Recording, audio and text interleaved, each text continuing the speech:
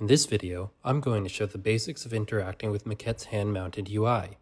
You can see here that I'm using an Oculus Rift, but Maquette is also supported on the HTC Vive and all of the Windows Mixed Reality headsets. All of those controllers have a grip button and a trigger button. To interact with Maquette's hand-mounted UI, use the trigger button.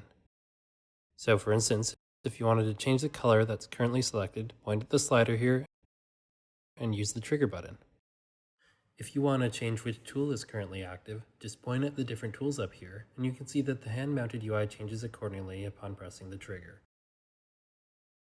Down here are a bunch of different assets, which you can drag into the scene, or import your own, an Environments tab, which allows you to change lighting and other things.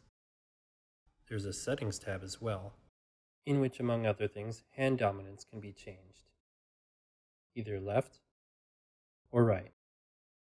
There's also a File Explorer, which you can use to access previously open maquettes.